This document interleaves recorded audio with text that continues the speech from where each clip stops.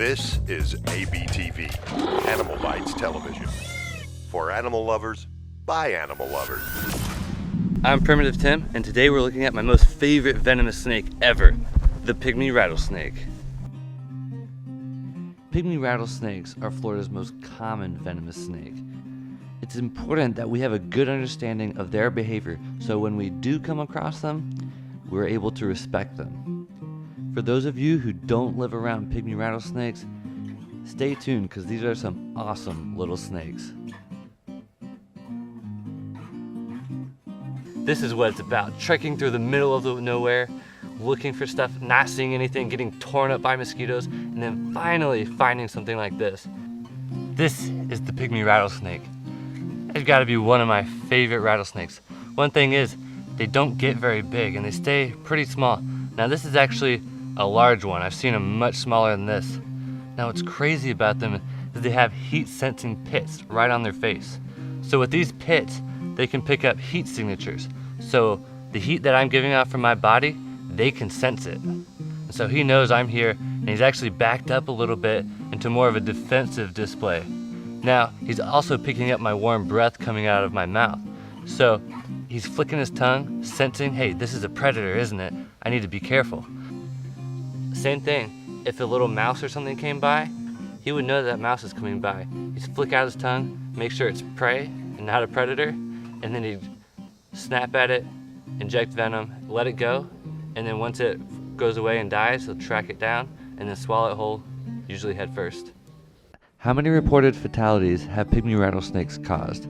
A, 0, B, 5, C, 25, or D, 127? Comment down below with your answer. I would consider this the most dangerous snake here in Florida, and for one reason. It doesn't have much of a warning sign. Now, they mostly stay on the ground. Look, this is open. I could have easily come by and kicked this. He could have bit me. They do have a rattle, but the rattle is so small, even when they do buzz it, it's not loud at all. It sounds like a buzzing mosquito or some other type of fly going around. And you wouldn't think, oh, pygmy rattlesnake when you hear that. You would think, oh, it's just a bug. And then bam, you step on it, he bites you, and you end up in the hospital. However, snakes generally like to be hidden, so it's very unlikely that you're gonna come across one. Only if you're out here in the middle of nowhere looking for them. Oh, he's rearing back a little bit. All this movement is making him a little bit nervous. Now when we find a snake and need to determine whether it's a pygmy rattlesnake or not, there's a few key characteristics that we need to consider. Now the first one is it small? Pygmy rattlesnakes would generally stay under 2 feet. A 2-foot pygmy rattlesnake would be really big. Also, they're generally dark colored, so a grayish, blackish kind of color is pretty normal for them. Now along the back in a line, there's going to be black spots along the back there. And then on top of those spots, there's generally an orangish hue that goes along the length of the snake. Now if we can get a closer look, there's a few more things we want to look at. We want to see if it has keeled scales. So basically that means a keeled scale is a scale with a little ridge down the middle of it. And so that'll give the snake more of a textured look. Also, the pupils are going to be vertical, just like that of a cat or a gecko. In this week's quiz, the correct answer was 0. Pygmy rattlesnakes have caused 0 reported fatalities.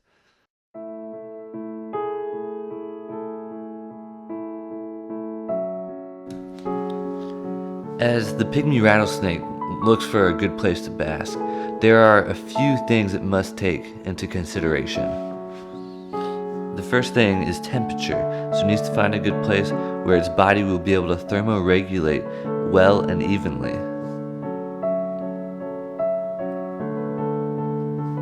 It needs to find a good place where it won't be noticed very easily by predators such as herons, egrets, and birds of prey.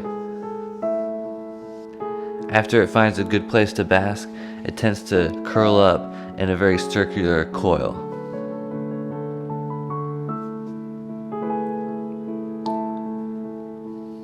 By doing this, it spreads its body out over the rock evenly so that its body can thermoregulate throughout the entire body and not just in small areas.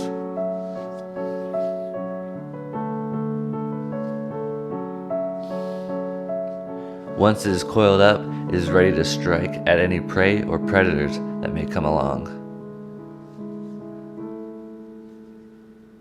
Thanks for joining me on this episode of Primitive Tim with the pygmy rattlesnakes. They were an absolute blast to film, and I just really enjoy those little guys. So until next time, try to find a new way to appreciate nature.